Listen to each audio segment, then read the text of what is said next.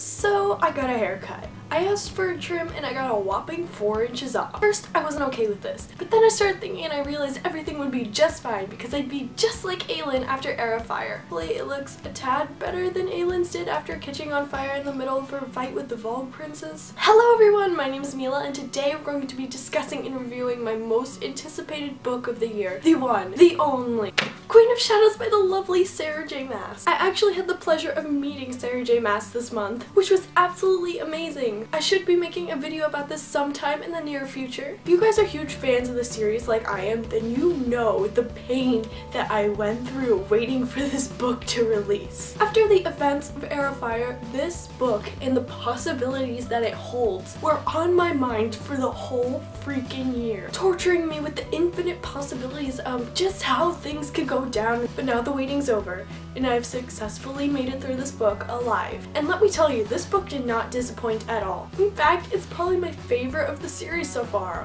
What did you expect? Each time Sarah writes a book, the world just gets so much more complex, but this book, the writing in this book, the characters in this book were just absolutely phenomenal. So the review portion of this video is going to be relatively short because it's the 4th book. What can I say that's not going to spoil you? And I really do not want to do that for you guys. So a lot of things happen in this book. A lot of things that I wouldn't think I'd be okay with happening, but this book is a freaking masterpiece. I know a lot of people are saying that they aren't planning on continuing the series after reading Queen of Shadows, but I will never understand why. Is this book just too badass for you? This book deserves 5 stars. Even though some people rated it poorly on Goodreads, it still has 4.7 stars. The beginning of this book was torturous to read for me. Not because the writing or the plot was bad, but just because for me as a reader it was just so emotional to read, to see how far everyone has come and where they are now. This is not a book that you read for fun. This is the one you have to prepare yourself emotionally, mentally, and physically for. Because if you don't, it will destroy you. This book gave me all the feels. I was laughing at obnoxious levels in the middle of the night, yelling at it in public, sobbing shamelessly, broken-hearted, and then it made me whole again. That may sound a bit extreme, but I'm not joking in the least bit. I don't have anything else to say to you non-spoiler people other than read this book. So I'm now gonna get into the spoiler discussion, so if you have not yet read this book, please, please, please go do that and come back so we can discuss it together. Bye non-spoiler people! Okay, the first thing I want to discuss about this book is Chaol. One of the many reasons why the beginning of the book was so rough to read for me. As you might know, I was a hardcore Chaolina shipper. And as you might recall from my Queen of Shadows predictions and expectations video, I said you might not hear from me for a while if Chaolina didn't work out. It's been 3 weeks, and here I am. During these 3 weeks, I tried to work out how this made me feel. Broken-hearted at first, then angry, but now I'm surprisingly okay. Because during these 3 weeks, I analyzed these characters so much. I tried to figure out why they did the things that they did, and it finally clicked. Chaol's actions in this book make perfect sense. In this book, Aelin said something about not being a queen then, but being a girl desperately in need of something dependable and reliable after the torment of Endovir. Celaena went through such a drastic change in Air of Fire. She went from this broken-hearted assassin to this fire-breathing queen, ready to burn down the world because she was Aelin, and buried Celaena Sardathian in the ashes of her enemies. And Celaena, Aelin, isn't the only one who went through such a dramatic change in Air of Fire. Chaol did too. Chaol was a man of order and structure and routine, and his entire world was flipped upside down. Challenged everything that he had once accepted to be true because of Celaena, and turned from it, deciding that the king he had spent his whole life serving wasn't worthy, but Dorian and Celaena were. And so he ran from the man that he once was, letting whatever remained of that life sink to the bottom of the Avery River. And because Aelin and Chaol have changed so drastically, it would only make sense that their relationship would change too. And as sad as it makes me that things didn't work out for them, I've also come to accept that they might not be right for each other at this point in their life. Aelin is the kind of person who could be equally badass in a relationship or live in the single life. And this book made me realize that no matter what Aelin chooses, I will probably be happy with that. To be honest, this book had me shipping everyone together. Like, I'd actually be happy if Chaol and Dorian ended up together. The first ship that I want to discuss is one that I know I'm not sailing on alone, and that is Lysandra and Aedion.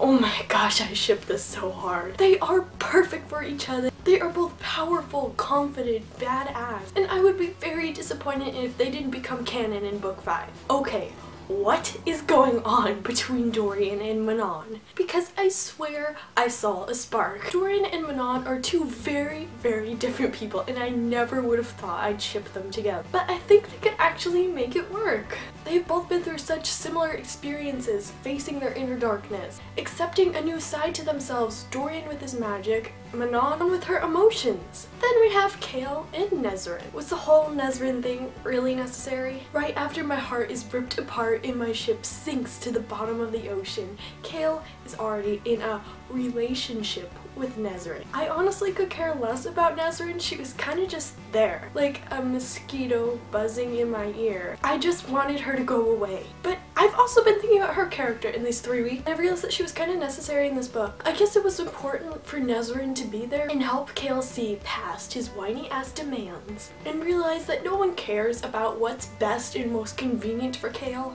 but what's best for Aelin in her rising empire. As you may have guessed already, I wasn't that big of a fan of Chaol in this book. He was cruel and inconsiderate, and I just wanted it to stop. The moment where he called Aelin a monster, I had had enough. But like I mentioned earlier, I can understand why he's having this big freak out, because the structure and routine of his past life has been completely destroyed. He is unable to process what to do, so it only makes sense that he'd have this freak out, but I despised his and Aelin's relationship in this book, and how they kept butting heads. After their whole journey together, after Crown of Midnight, this was painful to watch. But Chaol's whininess did bring up a pretty valid point. Saving Dorian and the fact that he might still be in there. It was so sad to watch how quickly Aelin dismissed Dorian and didn't really think a lot about it and put a lot of effort into trying to get him back. Just like she did for Lysandra, Aedion, Chaol, Nehemia, Sam, which seemed a little bit out of character for her. But other than this little issue I had with Aelin, I really love the transformation of her character. She has just become 10 times more confident, 10 times more powerful, and 10 times more badass. One of my favorite parts of this book was one of my most anticipated moments, and that is the Aedion-Aelin reunion. Those chapters when Aedion was locked away, hoping that Aelin wouldn't come for him, praying for his own death so Aelin wouldn't risk everything to come save him. Those chapters killed me. That moment when Aelin found out that the king had Aedion, I knew shit was going down. That whole intricate plan with the dancers and the ash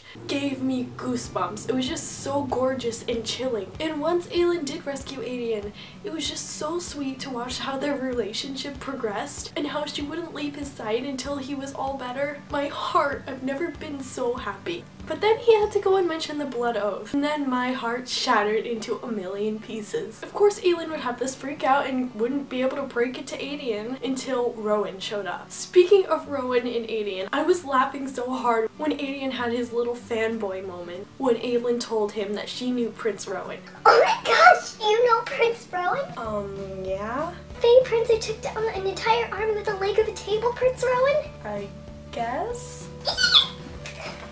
And when Rowan finally did show up, and Aedion, who was playing it cool when we all knew that he was really freaking out on the inside. Okay, so I'm still so confused on how Rowan got to Adarlan. I was under the impression that he wasn't going to be in this book. I just thought he was going to be away in Wendelin, kind of revealing how things are going down there after Aelin happened. When he did show up in Rifthold, I was so confused. I thought that Sarah had brought in one of those demons from Akatar that show you what you desire most just so they can eat you, and I thought that it had taken the form of Rowan just so it could kill Aelin. But no, it was really Rowan. But how did Rowan get here? I thought that he wasn't able to travel between Wendelin and Adarlan until the towers were knocked down. And then he showed up and I was so confused. But when Rowan did show up, everything just became so clear. When he sat down with Aelin and Lysandra and Aedion and the rest of the gang, took one sniff and revealed all secrets. Speaking of Lysandra, my new favorite character, I loved her relationship with Aelin. One of my favorite quotes of this whole book was said by her. She said something about how her and Aelin were merely beasts inside, wearing human skin. But when she said that, I didn't think she meant so literally. But for her, it was like ACOTAR all over again, stuck in another person's body while magic is being banished. And when she said that she doesn't even remember what she really looks like, I lost it. Before this moment of truth, I liked Lysandra's character, but I was so certain that she was gonna betray them. But during this moment of truth, I loved how Lysandra and Aylin's friendship formed, and how they realized how similar they truly were, and worked together to take down the man who should have been taken down a long time ago. The man who ruined their life, Arobin. I knew I was gonna hate Arobin in this book, but the level of despisement that I felt when he showed up was overwhelming. Most of this book, all I could think was, can we please kill him yet? And what the heck was Kale thinking messing around with Arobin? Did he not learn anything from Celaena's past? But when Aylin came face to face with that sly son of a motherless goat, I was shouting at the book for her to end him. I guess it was important for her and Lysandra to get as much out of Arobin as possible before they kill him, but the anticipation was killing me. When we found out all the things that he was doing behind Aylin's back,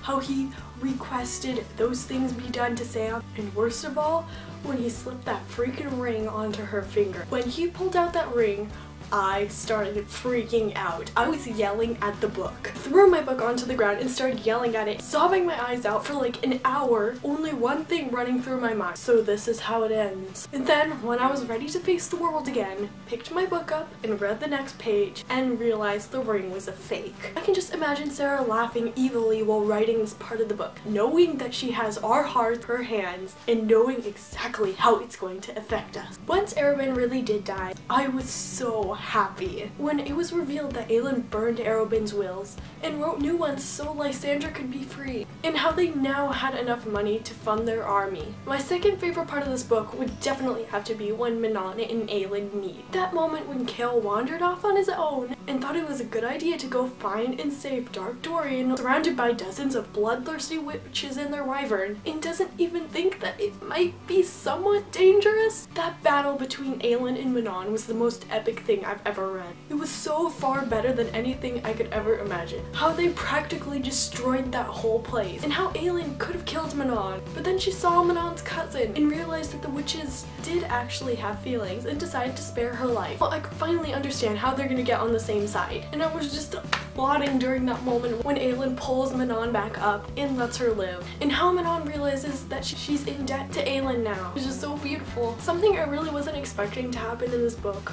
was the king dying, and how he really wasn't the big bad we thought he was. And this is where things get really confusing. Each time a new book is released in the series, we learn that things are so much more complex than what we were originally led to believe. But when the king was dying and he told Celaena that he was waiting for her to come and save him from the demon inside, I got so confused. And when he said to Aylin that Elena and Gavin really didn't kill that big nasty demon but just put it inside a mountain, and that it had been released and is now taking the form of Parrington, where did all of this come from? How can Parrington be the big bad? That's only something that I'll believe when I see. The last thing I wanted to discuss in this book is how it gave me some serious Lord of the Rings vibe. How the main demon guy, who I'm just gonna call Sauron, how Sauron was trapped in a mountain and he's been there ever since, and how everyone has a ring of power, but there is still one to rule them all. And then there's the Eye of Elena. It's just like the blade and light thing that glow whenever danger is near, that the elves gave to Frodo and Sam. And though a lot of this is familiar from Lord of the Rings, I really did like how it was incorporated in this book. It was almost chilling, and to me it just gave the story an extra kick. Hello everyone, this is Milla from the future. So I've now edited this video and realized that I failed to cover one of the most crucial things that happened in this book: Rowan and Aylin. Rowan and Aylin! How could I forget to talk about Rowan and Aylin? It's not like this is just a small plotline that happened in this book. No, this is something major that happened in this book, and I failed to talk about it.